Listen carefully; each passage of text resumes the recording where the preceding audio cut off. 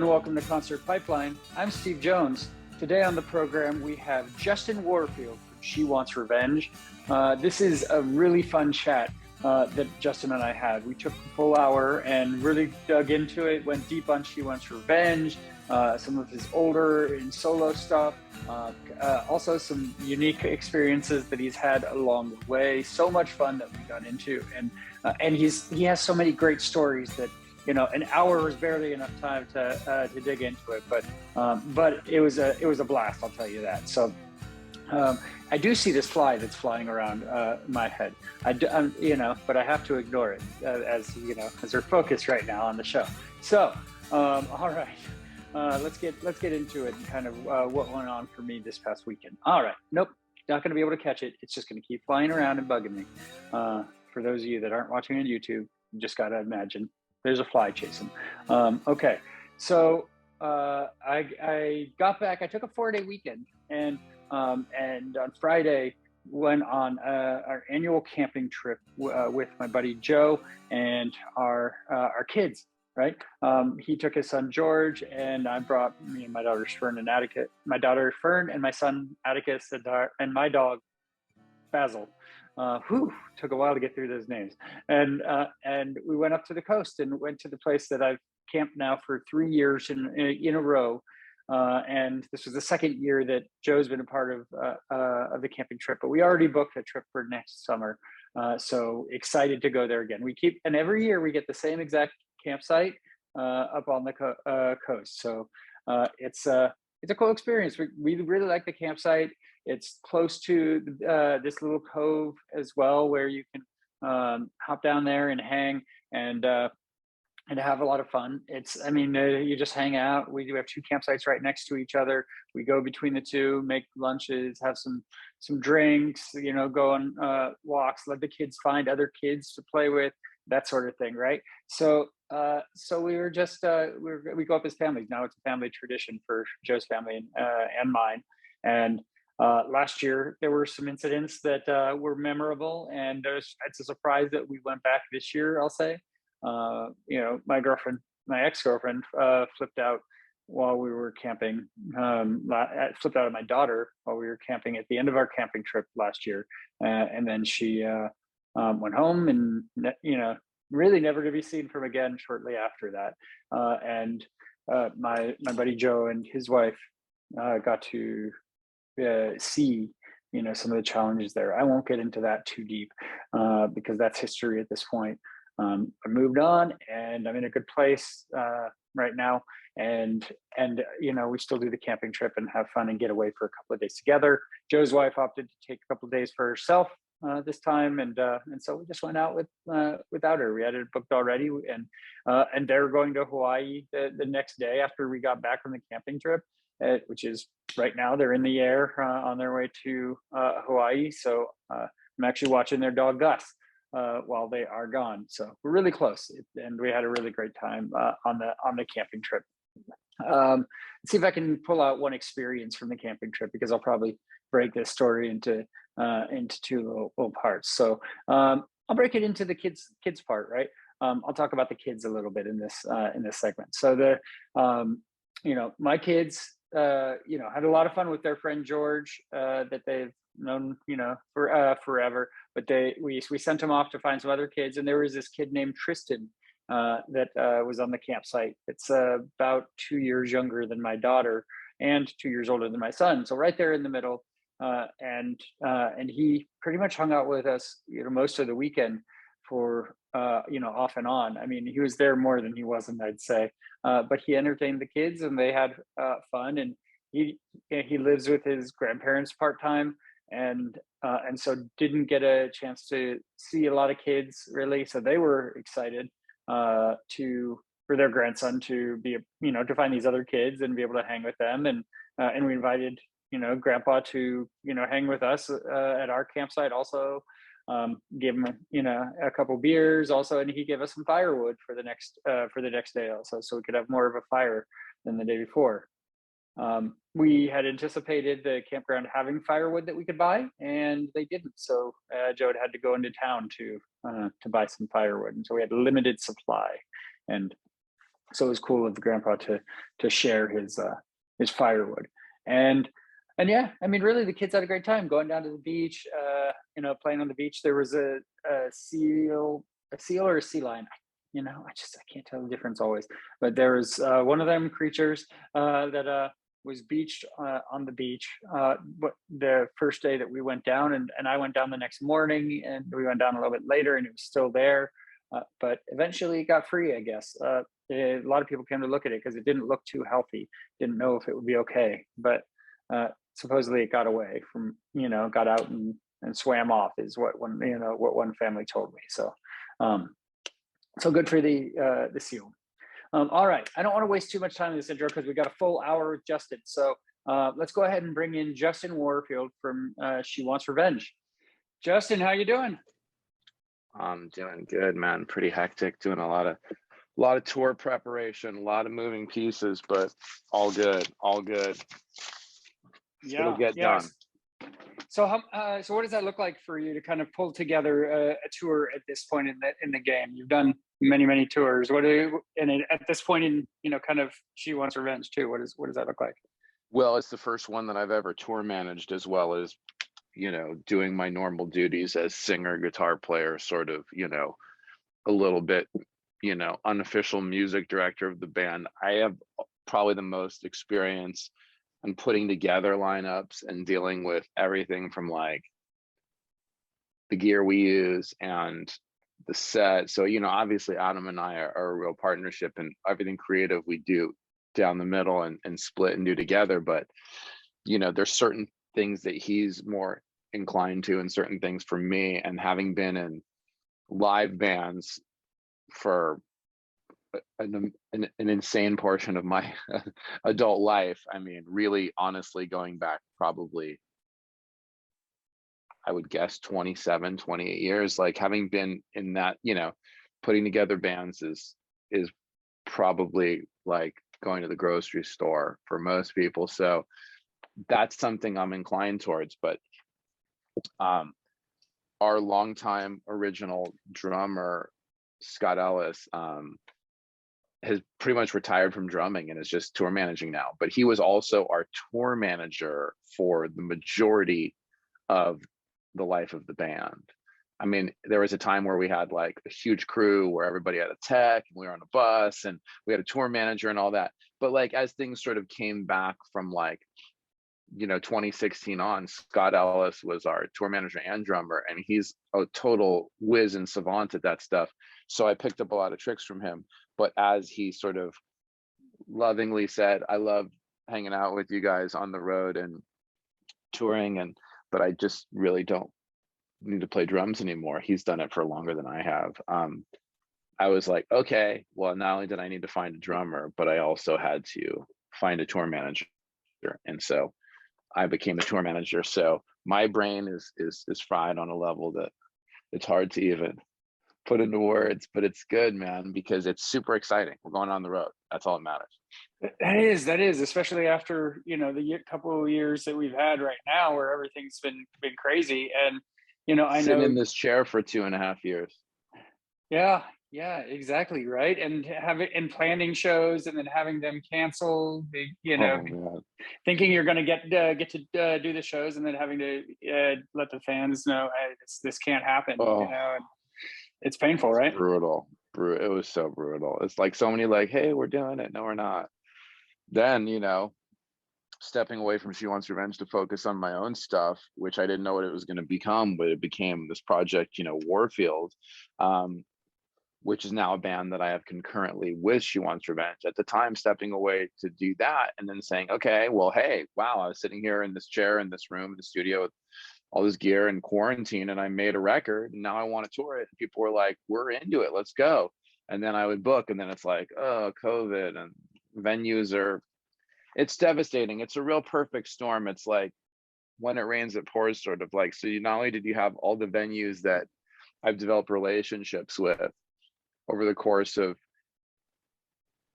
16 years of the history of She Wants Revenge. For 16 years, I've been touring these places.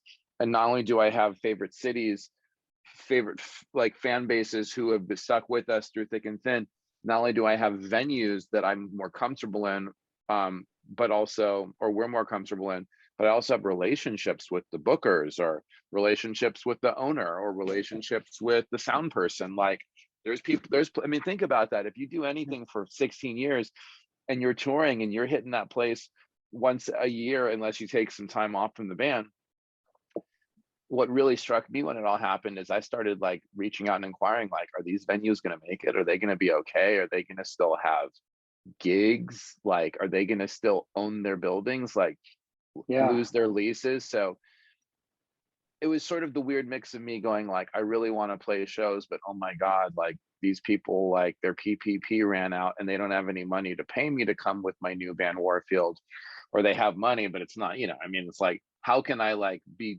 tripping out about how low the touring money, just everything changed. It's like, so I don't know, not to get too into the weeds, but it's crazy. It's like, it's weird now being at this age where watching the financial crisis of 2008, watching the, craziness from that started in 2016 in the country, sort of leading up to like, okay, now there's like, not to get too political, but from 2016 to 2020, the country underwent so many changes and so much chaos. And then it was like, on top of it all, here's the cherry, and it's a once in 100-year global pandemic for everyone to recalibrate their lives and their incomes. And it's devastating. So for me, And you like, got to yeah, think about you and your kid, and everything, right? Your family, but you also have these other people that you feel kind of allegiance and responsible for, right?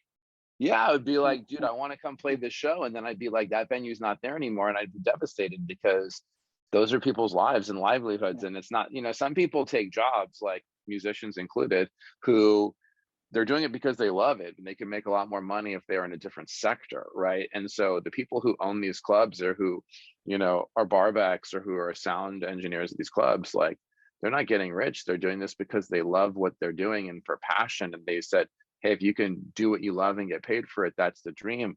And so for people to lose those dreams was not lost on me, and it was very heavy. So one of the things that I'm really excited about is, as I'm reaching out to these people as a tour manager and getting ready to embark on the tour as a musician, is that I get to go to those same places and play music with my best friends for places that are appreciative, and for audiences that are appreciative, and for venues that are just happy to have their doors open. It's pretty big stuff. Yeah, yeah, for sure. And so, I mean, tell me about the status of Warfield and your album. I mean, I read that it was you were going to release it more widely in spring. What I mean, with things moving towards She Wants Revenge, what does that look like? Yeah, so well, with the original plan was like, I made this record. I didn't anticipate to make a record. We were making a She Wants Revenge.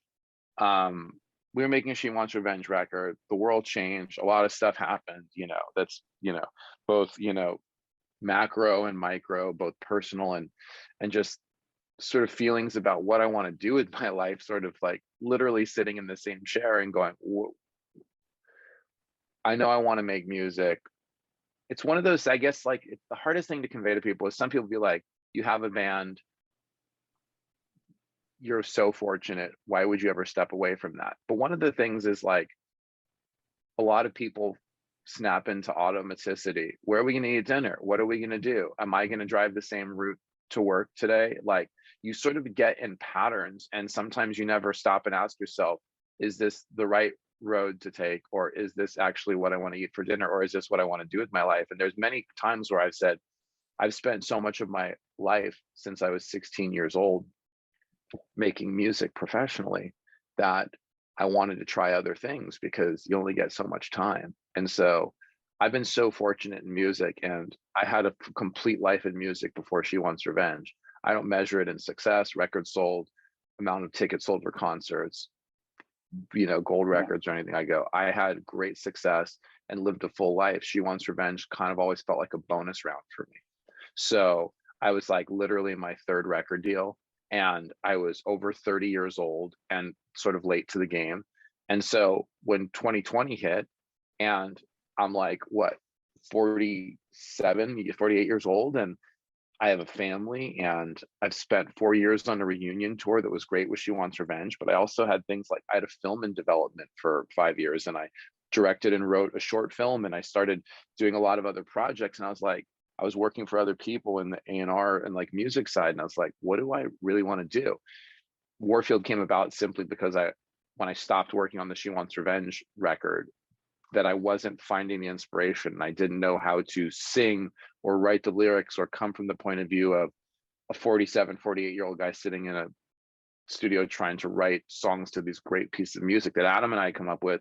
I just couldn't find my way into a new She Wants Revenge record that didn't sound like I was repeating myself, and I just was not really super inspired. And that's one of the parts that no one ever talked about.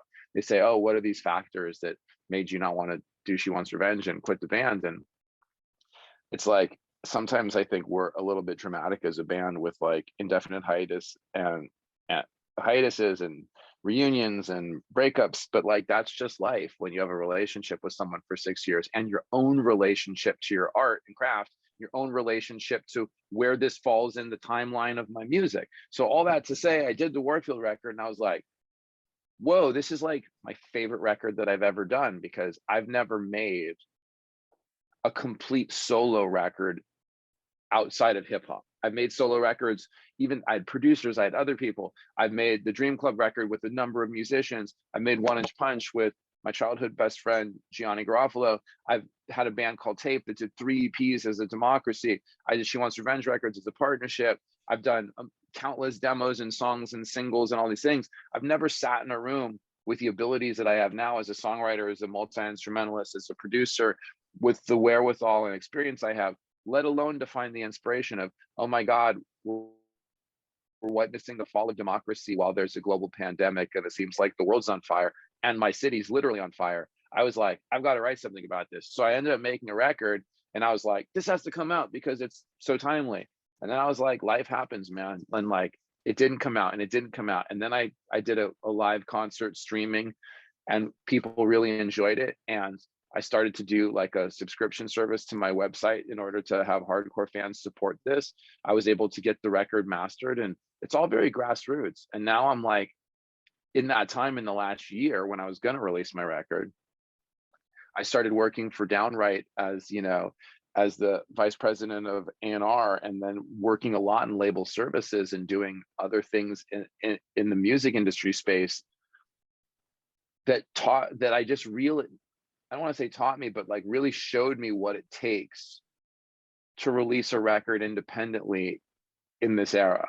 And so the reason why I didn't put out my record is, besides what I do at Downright, I also have an independent A&R label services, marketing, and, you know, consulting company that does everything from creative direction and music direction for artists who want to get their live show together, who want to put out records and find a way to be heard, and how do you get your music heard era. And I was like, oh my God, with all that I know right now, I can't just throw my record at the wall and see if it sticks. So I've been really applying the same diligence that I do to my clients for releasing records and making sure that they're serviced. I've been applying that same sort of metric to my own stuff. And so I'm assembling the team and the infrastructure to release Warfield in a way that I will be able to tour, I will be able to put out records, I will be able to put out videos. So I really want to honor the record and not just throw it out there. Because, like, not to go too on like far on, but like last thing on that point is, with the Dream Club record, we just like threw it out there on Bandcamp and like nobody knew. And then I started touring again with She Wants Revenge and that reunion in 2016. And it sort of usurped the energy of Dream Club. And I have a regret there, because I wish that people could really hear that with fresh ears, because it's a special record to me. So there's no way I'm going to let my new record sort of just be like, hey, it's on TuneCore, hope you hear it. Like, you know. Yeah, exactly. It's important to kind of have the separate chapters, right? Like you can do this She Wants Revenge tour, you know, right, with them, with that project, and then kind of take some time to dedicate to yourself so you can tour that, so you can get it out there, play live shows solo. And it doesn't have to be like you only fit into this one box with, you know, She Wants Revenge. You have, as you said, you have so many other creative outlets and initiatives that you're driving, right? Well, yes. And also, like, I want to have a life, and like I want to go, like, I mean, I get tired of watching every summer pass and going, how many times did I surf? Like, how many times did I make it to the beach with my family? Like, I want to Yeah. also like enjoy my life. I'm a total workaholic, and like I push myself like an athlete. Like, I have a pretty athletic background, and that sort of discipline, like just suck it up and just keep your head down and just go. I'm kind of insane with, but at the same time, you have to stop every once in a while and go, it's the ride and journey, not the destination. And I love what I do, so it works out. But having said that, I can also vacillate between super insane overworking and also just like, you know, just staying like, just like, if you gave me a place to stay with like surf and sun and relaxation for like a month and just turned off all my devices, I wouldn't care. Like I'd be like, whatever, I can turn it off. Yeah. You could disconnect. That's cool. Yeah, I want to ask you about a particular show that you did, which was an afro-punk Bowie tribute back in Yeah, April. yeah. Tell me about that, and also kind of your love for Bowie, down to, I think, naming your son Bowie, right? Well, we named our son Bowie because in the Jewish tradition, a lot of times you name a child with the first initial of a deceased relative. Hmm. So my middle name is Evan, and that was named after someone named Ella. So with that in mind, I was like, well, we should name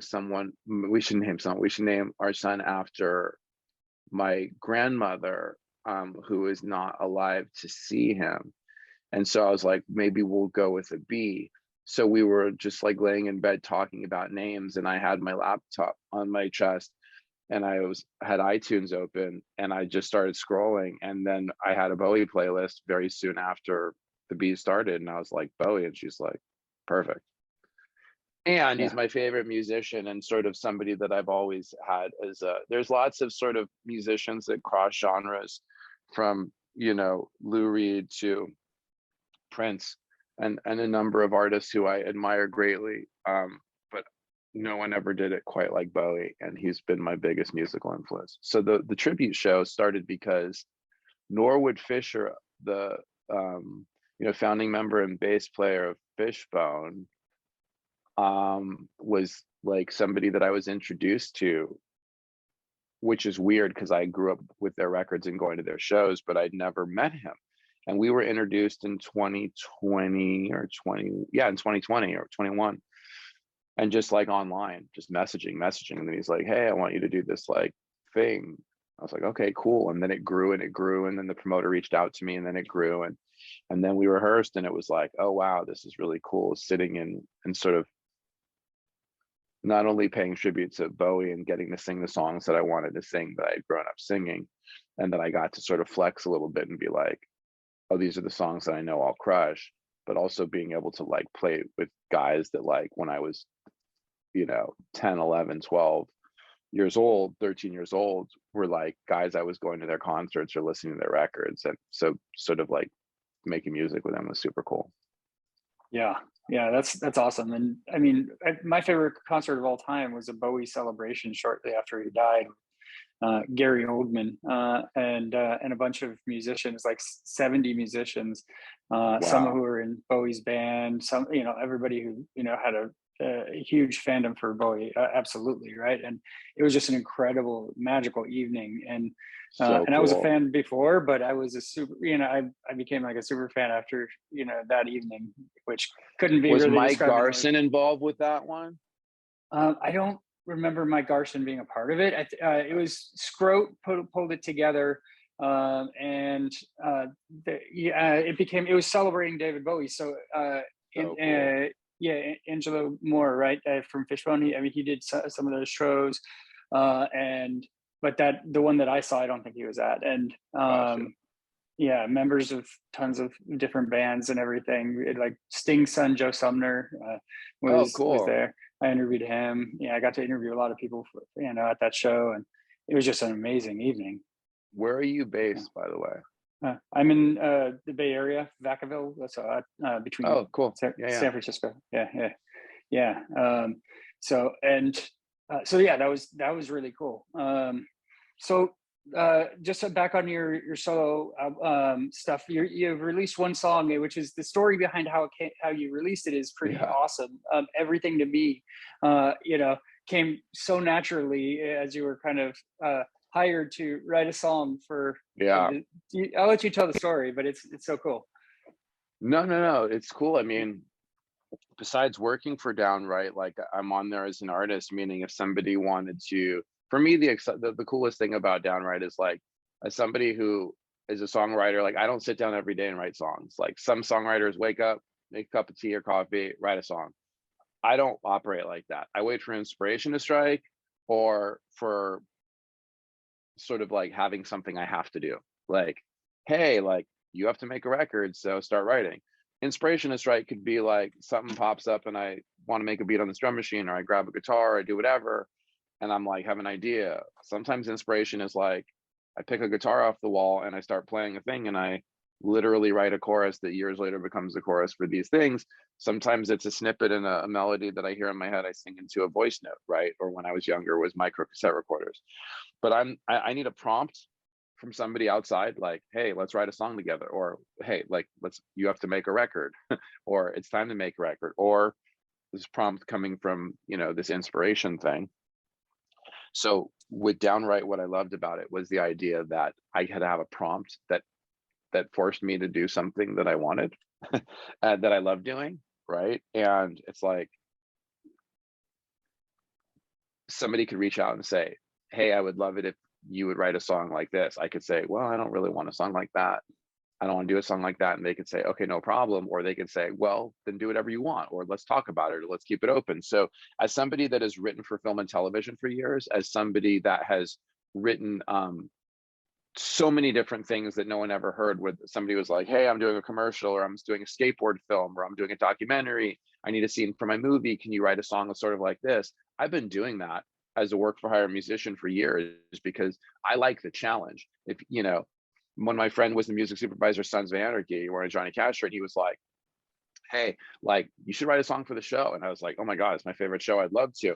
So like I was like, what am I going to write that's going to fit Sons of Anarchy? And I was literally laying out sunbathing at the beach one day, and I was sitting there and I heard this thing in my head, and it was like, Jesus looking out for you, is he looking out for me? But no, down tired eyes about the tears, burn hearts, and what's hard to see. Down.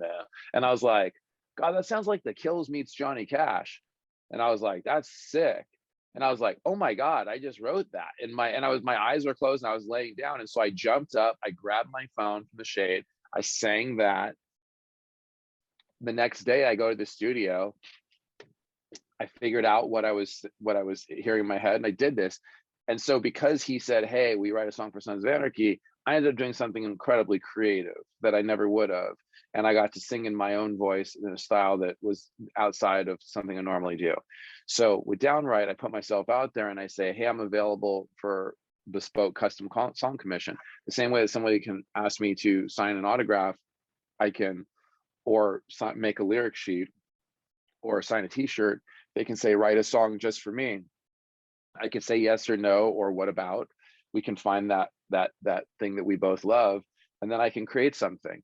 I'm not somebody that puts myself out there like, I'll write your birthday song, I'll write an anniversary song. I just say, if you like what I do, here is a menu of things that scales from quite affordable to quite extravagant based on the amount of time and effort that I put in, right? Other people do things very different. Some people are like, I would love to write the most personal, customized birthday song or comedy or whatever. For me as an artist, it's very specific. So when somebody reached out and said, hey, would you write a song for my wife's anniversary? I was like saying like happy anniversary, like that's not going to happen. And when I read the request, it was like, we come to all your shows, we love what you do, you're my favorite, it's our 25th anniversary, here's some stuff about her. And I was just really moved. And I was like, after years of being an artist who had the good fortune of writing songs that connected with people, let alone lots of people, and having people say, your song got me through a rough part, your song was our first dance song, your song is tattooed, the lyrics here on my arm, your song saved my life, whatever those things that are very, very personal and very powerful and heavy to hear, it's the same thing. It's based on the same connection. It's about making memories with someone. It's about how do we make memories together. And so normally when I write a song, I always tell this to aspiring songwriters or people who are newer to it. They say, well, how can I write a hit song? Or what's your tip for writing honestly, or whatever the questions they ask? And whether they ask a general or a specific question, I always give the same answer. And I say, if you're talking about the journey of a musician, you just have to enjoy the journey, because you may never get to the destination. So the journey is the whole thing. You have to love what you're doing. And when someone asks me about songwriting, I've always said, you have to like write with intense specificity and honesty and personal, to the point to where you think only you're going to understand it, maybe. Because if you write with that kind of specificity and detail that's so real to you, I guarantee you it's going to be real to somebody else. You just never know how many people it's going to be real to, or resonate with, or connect with. Because if somebody tries to write a song that's a hit, they're probably not writing very emotionally, very personally, or very specifically, and they're going to write in general terms. It's rare that you can write a song like It's a Beautiful Day, like Bono, but he also is somebody that made a living out of writing in the beginning very intense personal love songs and about God and his wife. And so that's somebody that knew how to master the specificity. So if he applied that to something more general, it was still going to be one of the best songwriters of all time. So in my experience, when I write a weird song that no one's going to understand, it's usually the one that people love the most.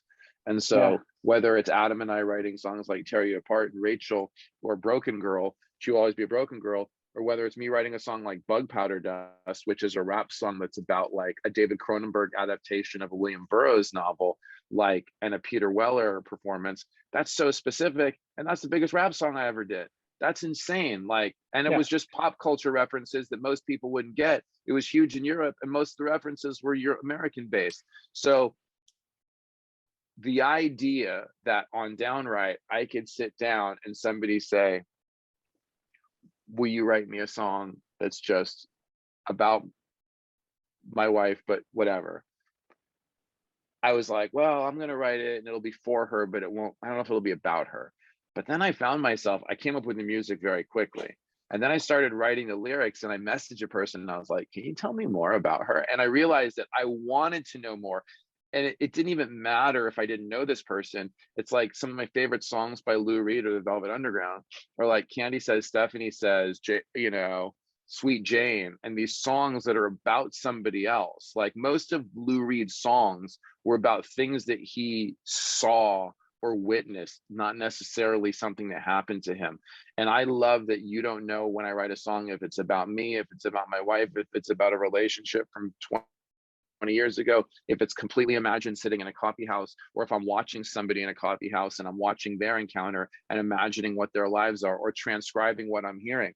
None of that matters. But when I sat down to write Everything to Me, and this guy said, hey, like, she makes up her own words and her own phrases, I'm like, well, that's cool, you know. And he's like, yeah, she says ticked and tied, and I'm like, that's an amazing lyric.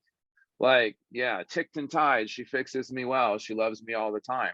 Like, maybe that's something that, I mean, I just don't think I'm coming up with that line. Like the second half, yeah, but ticked and tied, I've never heard. I'm like, that's cool. And so I like cues, I like prompts, I like inspiration. What Downright provides for me is a platform that allows for somebody who's a super fan, or a film producer, or a film director, or a radio station, or a brand or entity or company to say, hey, we love what you do, Justin, will you write a song for us? And I can go, yeah, and we can collaborate. I can create something that is a memory for them and is meaningful to me, and then I can put it out, and now it's a part of my body of work. So when I play Warfield songs, that's going to be in the set. That's pretty crazy. Yeah, and as a tie-in to Downright and meeting people that you are fans of, you know, overall, right?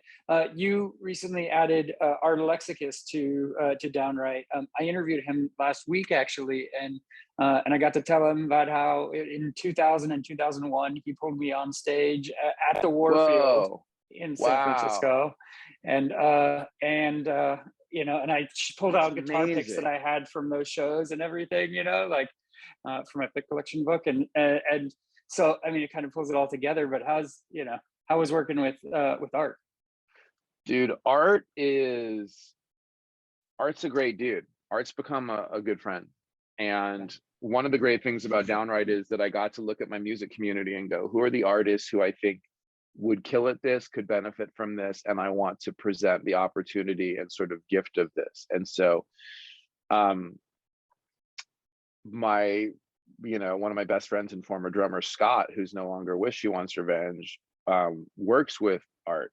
And I was like, oh man, he either said, man, he'd be perfect for Downright, or I said something, or it just materialized at the same time, around the same time. And he connected us. We started talking. I went to his show in LA. I was like, oh my God, like he's got so many tunes that are classic. And we hung out backstage and we were just like instant buddies.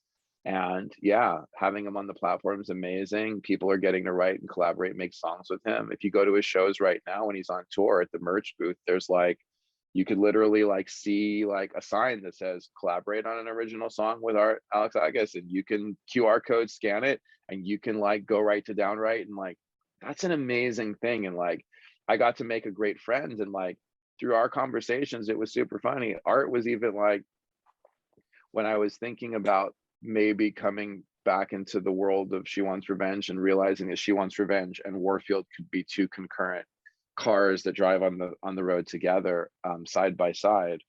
Art was like, dude, you gotta do She Wants Revenge. Like, and there was one day when I was really like kind of made up my mind and I was on my way to go see Art. And when I sat down with him, he was like, he mentioned it. And I was like, that's crazy. I was literally in the drive to his place, unrelated, was like, I've got to start playing She Wants Revenge shows again. And when I got there, within 2 minutes of sitting down, he mentioned it. And I was like, this is crazy. So we have a lot of cool connections. He's a great dude. And we have a special project we're working on together right now that I can't announce. It's not a music project like we're collaborating on music, but something Downright related that's very exciting. Oh, that's awesome. Well, I look forward to hearing about that, and what a Yeah. cool tie into She Wants Revenge, which is coming back. And so, tell me how the conversations with Adam kind of came as you're kind of making this discovery yourself that these two paths can coincide for yourself. Yeah. Like, how do I describe this? Like, it was sort of a bit like Adam and I are really, really close. Sorry, hold on one second. Let me just check something. I just want to make sure. Okay. Adam and I are really close. And I think our history is well documented. I think like both, I know for me, one of my favorite things about, if I love a filmmaker, if I love a musician, if I love a painter, like a graphic designer, whatever, I want to know everything about their origin story. That's my favorite part of storytelling. It's my favorite part of movies, is the mythology and the origin story of characters. Like, I could tell you the origin story of the Strokes. I could tell you the origin story of Tyler the Creator. I could tell you the origin story of Jane's Addiction. I'm a real passionate fan of music, and I'm not one of those guys who's like nearing 50 and too cool for school. Like, I have a magazine that I picked up like at a shop in New York City when nobody outside of New York knew who the Strokes were. And I was like, who is this cool looking group of like 5 handsome kids who look like a proper rock and roll band? And I picked up that magazine and I was like, wow, they're doing garage rock kind of like my band Tape. And I was like, they're super cool and they're way younger. And wow. And like, I bought their first single at Aaron Records in LA when it was hard to explain in the new age on the backside. I still have that 7-inch. I went to their first show after they got signed in LA at Troubadour. It was sold out. And it was like Spike Jones and like Sofia Coppola and a packed crowd of people cheering before they even took the stage, just when they waved from the dressing room window. The mythology of how that band started, right, to where they are now is fascinating to me. It's fascinating to me, not only that, because it's fascinating because the music matters to me, right? Just Yeah. like Jane's Addiction is probably to me the most important, you know, American rock group. You know, I think Jane's Addiction is the most important group to ever come out of my hometown, which controversial given the Beach Boys and a lot of people came out of LA, but Jane's Addiction is an important group to me. And I know all about their origin story and I've read books on it. So all that to say, when Adam and I sort of, you know, it sounds silly to say, but blew up as She Wants Revenge, people wanted to know. So our origin story was like well documented, and we had it down pat because it was the truth. We met at a party when I was a kid. He was DJing, blah, blah, blah. It's a really interesting story. And people assumed that, like, because we had known each other since I was 14 and he was like 16 or 17, that we had been best friends since we were kids. But we met once at a party and then never saw each other for many years. When we did, we kept running into each other. So yeah, there's an element of like when Harry met Sally, you meet each other through periods in life and then you finally reconnect, and that's cute and it makes for good copy. And that is true. But also, like, there's a thing that exists, and some people, we became very close when we started making music, and we were really different. Whether it was like, we love Depeche Mode, he's like, oh, I love, Black Celebration, and I'm like, I like Violator. And like, he's like, we're like, we love Prince, and I'm like, I love Around the World in a Day. And he's like, I love Sign of the Times. Like, very rarely did we land on the same thing. And we used to joke about this because, like, when I would point out those differences, and there would be times when he would get bummed out because he thought that I was like saying, oh, we don't get along or we don't. But like, I was just pointing out the fact that it was like, in every photograph, I wanted it to be vibrant color. That was like a very specific kind of color palette of color. It was like, I want it to be really colorful, but low contrast and muted, but super colorful. And he's like, I like black and white. That's like contrasty. And it's like, we were so opposite. And that's, and just in so many ways are opposites. But when you put us together, that's what makes the music great. Adam's capable of making great music on his own. I'm capable of making great music on my own. Adam could never make the kind of music that he makes alone, with me alone. And I could probably never make the kind of music that I make with Adam alone. We could both approximate it. We could both be like, we're going to do a record that sounds like She Wants Revenge. But it's the choices. It's, I'm going to pick up this instrument and play this. If nobody's there to say, what about this? Like, your choice of saying, what about this, is going to be different than Adam's. So those choices, those tastes, all the things I'm talking about actually play a role in making a group. Because if I want a picture that's color and he wants black and white, if I like a guitar line that goes like blah, blah, blah, blah, blah, and he goes, I want to do blah, blah, blah, blah, blah, blah, blah, and we have a different sense of melody and rhythm, and we want that to fall on a different beat, that conversation is going to change that thing.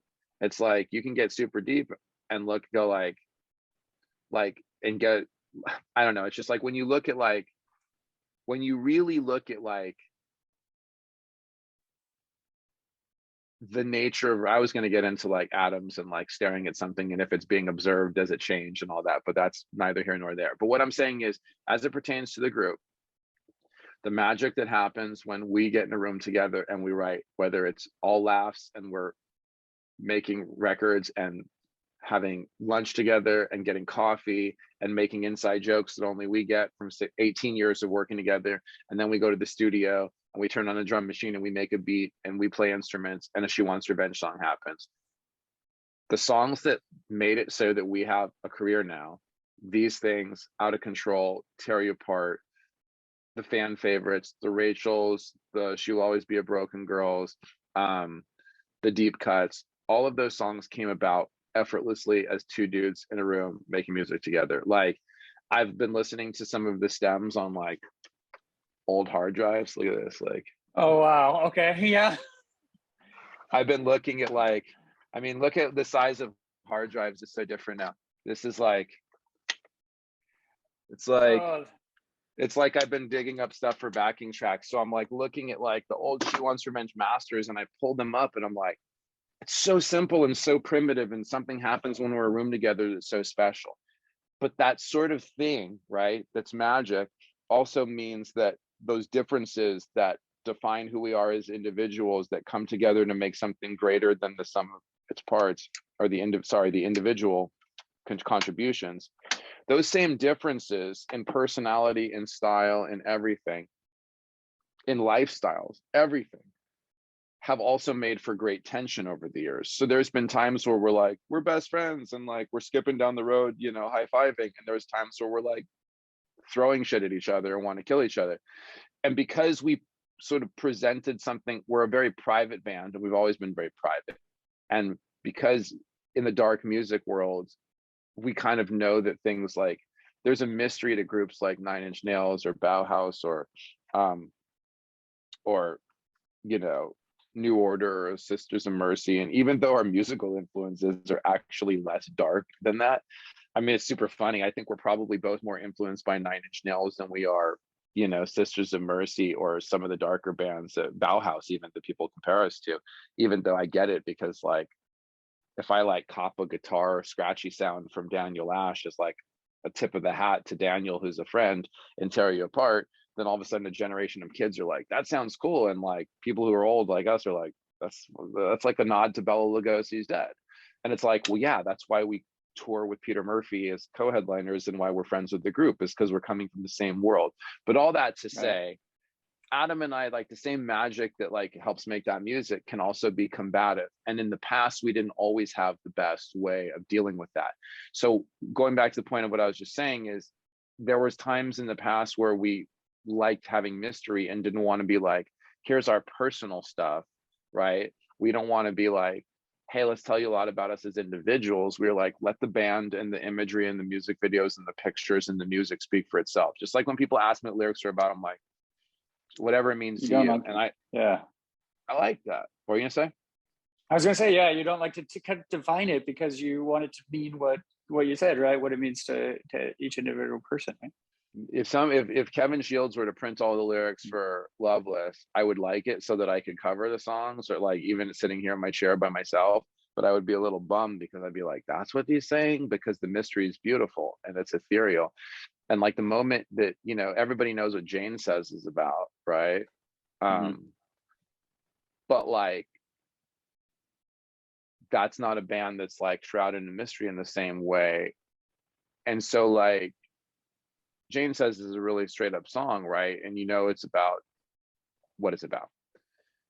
When we wrote songs and when we did what we did, we kind of like, we're like, okay, well, you know our origin story, but now there's mystery. And we kind of had a little bit of a veil up. So like people would see us play and like sometimes fans would like come up to us wanting an autograph or to say hi or to say thank you or something. They'd find us behind the theater like in a screaming match. They'd be like, oh, maybe now's a bad time. And like there was a lot of times where that happened. Like I'm not gonna front, like there was a lot of times where like everybody like knows this origin story of like Justin and Adam met a party, best friends in the San Fernando Valley, and then they made records 16 years later, blah, blah, blah, and then they had a hit, and then they changed their lives in the world. But yeah, also too, like there's every time somebody came up going, hey, like you guys are really awesome, is now a good time? And I'm like, no, it's not a good time. And we're like screaming at each other behind the club by the trailer of the van, and somebody's like, oh Jesus, and like that being in a band is a marriage, and it's really challenging, and it's nobody's individual fault. But there were times where I didn't want to be in the band, and there were times where he didn't want to be in the band, and there were times where the band broke up. So what you call a breakup, what you call a hiatus, an indefinite hiatus, all that, it's all spin. It's all like, and so like we're at a point now, Adam and I, where we have a way of communicating and dealing with one another in our relationship, in our business relationship, in our creative relationship, and in our friendship. We have a way of communicating now that's very different. Like we didn't have to go like full like Metallica, some kind of monster. Some kind of monster, yeah. No, I mean, God forbid, like that's my worst nightmare. But having said that, all that to say, when I came to Adam and said, hey, I want to start playing She Wants Revenge again, there was some conversations that were really heavy that don't need to be shared. But and it really could have gone a lot of ways based on what I felt, what he felt, what I wanted, and what he wanted. And I'm not sure at first we wanted the same things. Let me correct that. I know at first we did not want the same things. Right. And over the course of a month of conversations, we found that we did or could want the same things. And then what we did want the same things. And then as we approached how to move forward, I said, I don't want to be shrouded in mystery. I want to be honest. If somebody asks, I want to be like, yeah, like sometimes we just can't stand each other. And like sometimes we're like hugging each other, and it's like super emo and great, and that's real. And I think that like being honest about that, like, let's not be real, we're not curing cancer, we're not coming up with like a new super booster that will handle all immunity moving forward, we're not like figuring out how to fight inflation, and we're not figuring out climate change. We're just two guys who like making music, and we do so in a way that connects with people sufficient to have you want to talk to us and people listen.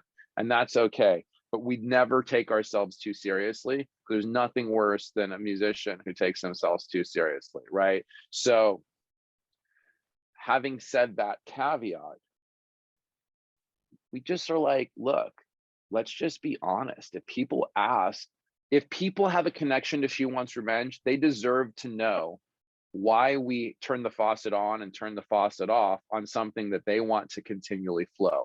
Why is something being taken away from them that's not their fault and they didn't contribute to? Why is something in their town playing a show, making a record, and then not? Why is it gone? Why is it appear? And I said to Adam, I want to be really transparent, and I don't really care what people think. I want them to know that the first time we split in 2012, it was because we broke up, because I quit the band, because I didn't want to be in the bands anymore, and we wanted to literally beat each other up. And then we got back together in 2016 for various reasons. Some was because Lady Gaga was a super supporter and fan and put our song in American Horror Story, and momentum built sufficient to have demand for us to play. The other was that it was the 10-year anniversary, and if ever there was a time where we're going to see if we could be backstage in a vehicle and on stage together without throwing shit, and to make music for the people we have the good fortune of wanting to pay and come, that was the opportunity. So we jumped on the opportunity, and we had a great time. It was a hugely successful 4-year run. I never wanted to make an album because I was not certain that we could overcome the personal things that started popping up immediately when we started the reunion. So while the reunion was creatively and professionally very successful, all the red flags were still there for me. And Adam wanted to make a record, and I was like, nope. Because I was like, I will rent, but I'm not buying. And that's just being honest. And like, sometimes I think it must probably suck if you're not the singer, because you're a little bit at the whims of the person that has to write the lyrics and sing the songs and stand in the middle. And ultimately, even if it's a 50-50 democracy like She Wants Revenge, if I decide I don't want to sing on that song, nobody's going to prop me up like Weekend and Bernie's and make me do it. So there is a little bit of an element of somebody who is someone not always being in the driver's seat by virtue of the instrument that they play, right? And so right. I try to be cognizant of that and respectful with Adam, because it's his life too, both his real life and his creative life and his business. Having said that, I was like, I don't want to make a record because I'm not dying to make a record, and I'm not so sure that I want to make this more than a side thing. Like I had Dream Club, I was developing films, I have a family that was, living our life. Then there was times where I'd get like, we should make a record. He's like, yeah. And then I'd be like, I don't know. So when we finally started to make that record, it was right before, it was right when COVID hit that right. Sort of that ceased. So we have had a really tumultuous relationship, but there's a lot of love and a lot of respect, and there's a great creative partnership there. I needed things to change. He needed things to change. We came to an agreement about those things. We decided to move on. And one thing I realized is, so look, the band broke up twice. Right. Both times was because I wanted to. And I think that's frustrating for Adam, and I think it's frustrating for the fans, but a lot of things went into those decisions. And if people could see those moments that led up to it, it's never what they think it is. No. You know what I mean? You're not Liam and Noel over here, right? That there's a lot of, intricacies that, you're not making that decision in a minute. I mean, so. Oasis is one of my favorite groups of all time. And that's an interesting thing you said, because I've used a reference where I'm like, it actually was going towards that. And I was like, in 2012, I was like, do we really want to be the kind of group that gets into physical altercations with each other over a falafel or Right, it's I could be the mean, smallest thing, right? I'm being honest, like Yeah, if the band breaks up because of you know, a dressing room bust up, like that, you need to assess what you're doing with your life at that point, because yeah, ultimately what level of toxicity and discomfort you're willing to participate or be in is the question that needs to be asked. And I think that because we both have a high pain threshold, the answer was quite a bit. And then when my limit got reached, it was like, no. And I'm not talking about him, I'm talking about both people participate, yeah. yeah, And so now we're like, neither of us have a, like, we're not young. Neither of us have a propensity or a desire to be in toxicity or discomfort. And the moment it seems like it's coming, it's like, oh, maybe we should take a beat. And we also have a new band and new lineup around us with the new energy. And, you know, except for Thomas, who's been our, you know, Thomas was our good, like, first guitar player. And he was also yeah, in my band Taped with me before. You know, Thomas is still with us and he just switched instruments. And so he's the only carryover. And then we have two new guys and it's a new energy. And I mean, Adam and I are getting along great. We're having so much fun. We're so excited to make a new record. You know, he had an awful fire in the building of his recording studio yeah, that took the yeah. life of somebody. You know, it was his complex, not his studio, I should say. The Right, yeah, complex in which his studio was housed had a horrific fire. It took the life of a cat and a young man, and it was awful. And, you know, millions of dollars in damage to people's lives affected, families, just super horrific. He's setting up a new studio that we're going to make music in. I'm setting up a new studio we're going to make music in. We're just like in a real, you know, saying like we're not curing cancer, we're not figuring out global warming, we're not Greta Thunberg, you know, we're not like, you know, figuring out like how to lower carbon emissions, we're not changing the world.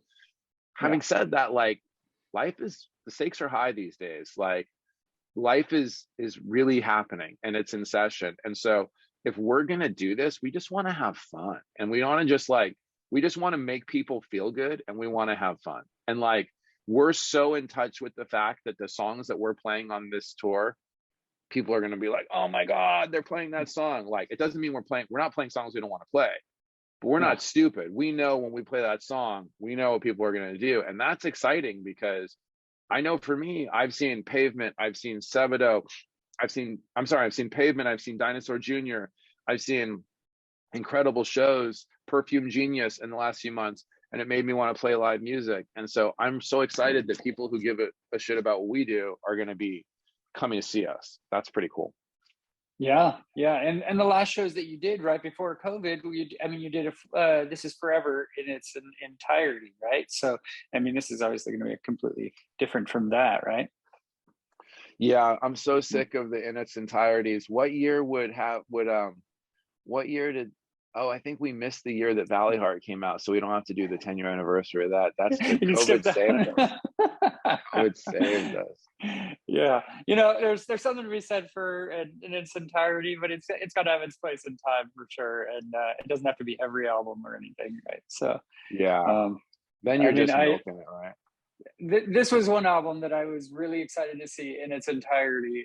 Actually, Everything in Transit by Jack's Mannequin, and Oh, interesting. yeah, it was really good, and you know, an album that was personally very pivotal to my life. So I'm not going to write him off completely, but but it's got to have a place in time. You know? Is that you and Grohl behind you? It is, yeah, and that That's was a an special. unmistakable smile.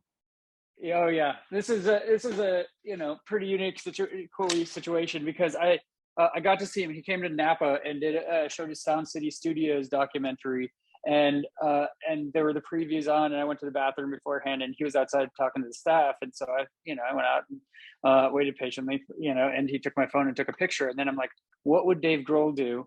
And so I sent the picture to my mom to take to CVS and get an 8x10 made, and then in the Q&A afterwards, I was the first one to ask a question and got him to sign the picture, and he's like, Dude, wasn't this that's like an hour ago, awesome. you know? Yeah. So That's that was, so cool. pretty special moment there. It's amazing, Yeah. dude. Yeah. There are just a couple of other things I wanted to hit you with that are not She Wants Revenge specific, but Sure. I heard in a podcast, which will lead to the kind of the final question, that you were friends with Ernie Reyes Jr. And A childhood best friend. Bay Area. I want to throw out, as a kid, I went to Ernie Reyes West Coast Taekwondo karate. So I met his dad. What location? Campbell? Where? I think it was Santa Clara. Santa Clara. Yeah. Yeah, I went to some of their black belt testing and was really involved. Yeah, Ernie's still like, I have like 5 best friends that like I've been best friends with since I was a kid. Like that's sort of my world, and he's one of them. And we still stay in touch quite a bit. Our kids are the same age. Like I met him when I was like 15 and couldn't drive, and like he had his license, and we just started everything you can imagine together and living life, and he's the best. And he's my dude, man.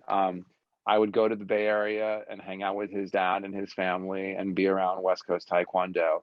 And when my first sort of rock band broke up, Supernaut, and I started One Inch Punch, it was very much like he had a big influence in that, because all the imagery and like everything was sort of based around Bruce Lee and a lot of that stuff. And so he was in the studio with me, he was coming to shows, so that's my guy. Yeah, that's really awesome. Yeah. And I heard that on a podcast you were on about the episodes of Saved by the Bell that you did, Yeah. which is a whole other conversation. But I just want to know kind of that experience of being in that environment, really, because that obviously is someone around this age. Like that was a part of my childhood, that show. So what's the question? I guess what was it like for you to be just a fly on the wall, an extra in that show, and get to interact with that crew? I mean, a quick couple anecdotes. One, Screech was like, rest in peace. Dustin was like, yo, we should hang out sometime. He's like, are you into guns? He's like, I have like machine guns and I go shoot them in the desert. And I was like, I'll see you later, Dustin. I'm going to go down the hall. I kind of avoided Mario Lopez a little bit. He kind of was being, all those, when you have like, I grew up with all child actors, right? Like, yeah. And so it was just around me, and most of the kids I went to school with were like, I mean, the sort of like the people I went to school with, it's like the class was literally like myself, Corin Nemec, who is in the show Parker Lewis Can't Lose, Soleil Moon Frye, who everyone knows who Punky Brewster is, my friend Yeshi Pearl, who goes by Mickey Avalon, who he was in class with us, Seth Binzer, Shifty Shellshock from Crazy Town, Baltazar Getty was my best friend, and we made music for years together. Ernie Reyes was my best friend. Mila Jovovich was one of my closest friends, and Jenny Lewis from Rilo Kiley. Right.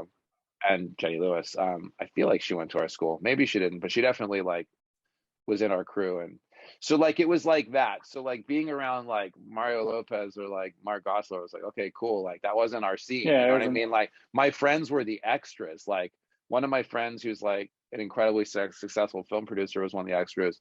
The guy who is like the star of like Starship Troopers, Casper Van Dien, was an extra with us. Like I remember like whoever like Elizabeth Berkley like told like a producer that she thought I was cute, and I like wanted to ask her out, but she was actually dating the producer of the show. So that was a little bit prohibitive. And then and then in the end, I got kicked off the show because like the director had to keep moving me further and further to the back because he said I didn't blend in enough.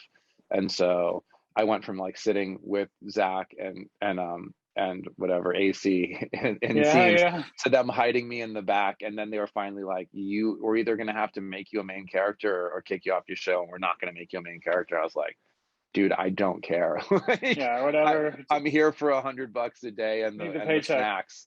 I was like, I could just like eat the craft service, and so that was like. Yeah.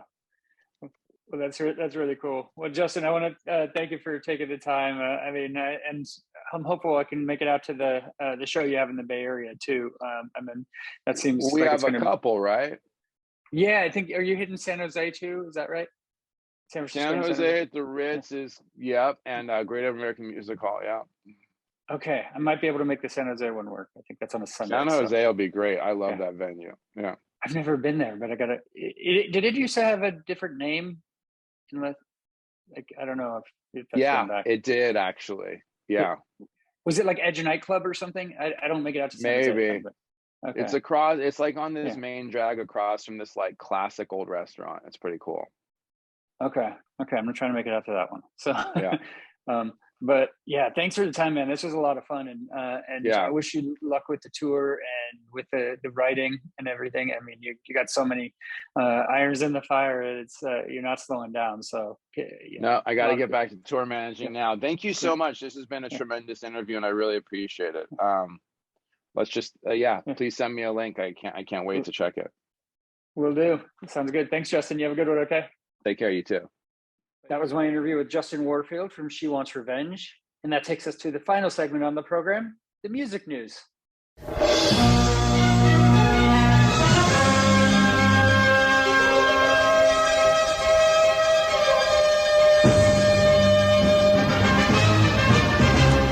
All right, got just a couple stories to wind us out here on the concert pipeline.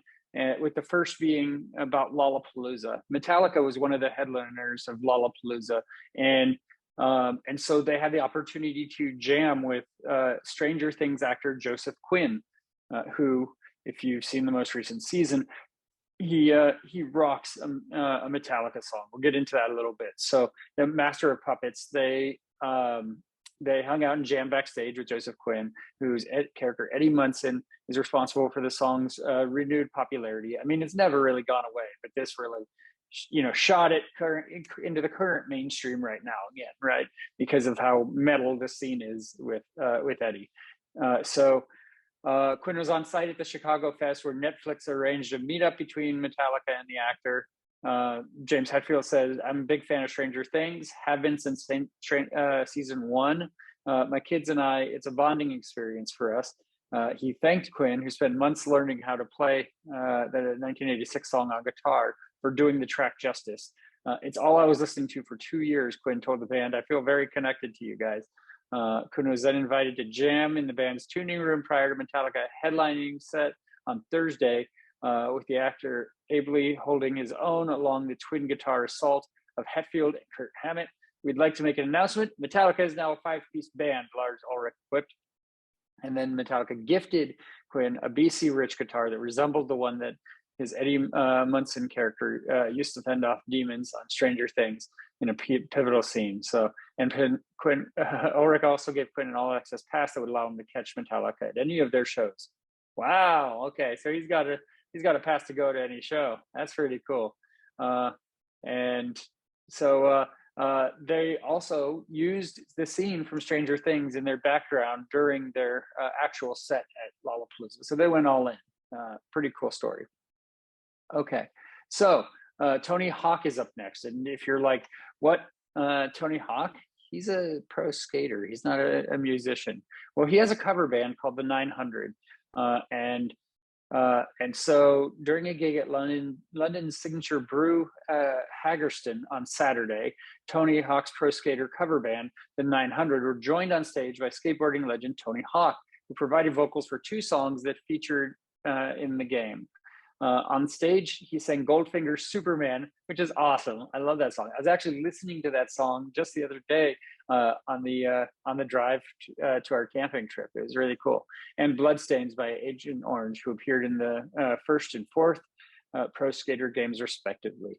So the 900 explained that Hawk played with the band after spotting them on Instagram. Hawk messaged the band saying he was going to try to make it down to the show while he was in England, to which the 900 took the opportunity to ask if he would be up for doing a couple songs with us.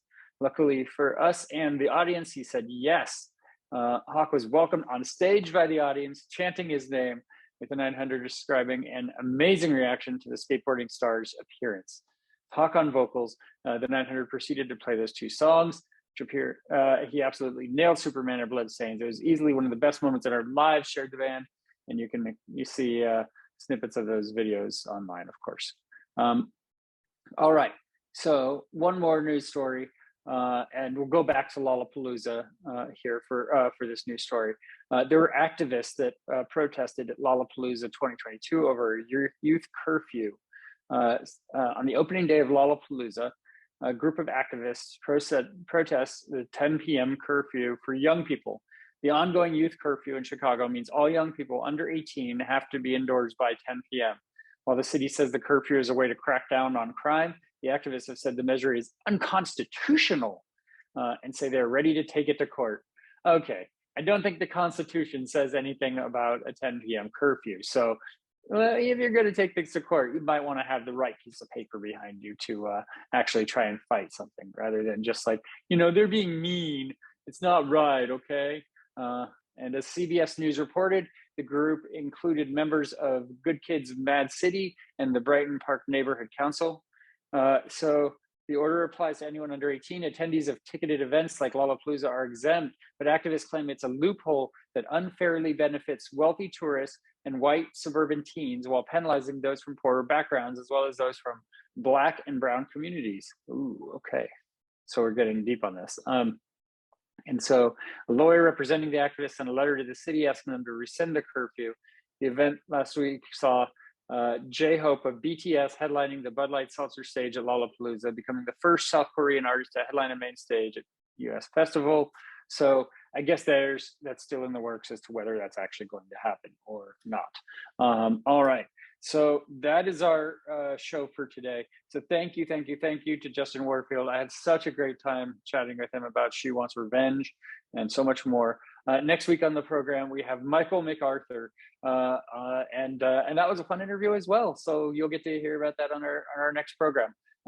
For all of us here at Concert Pipeline, I'm Steve Jones. We'll catch you next time.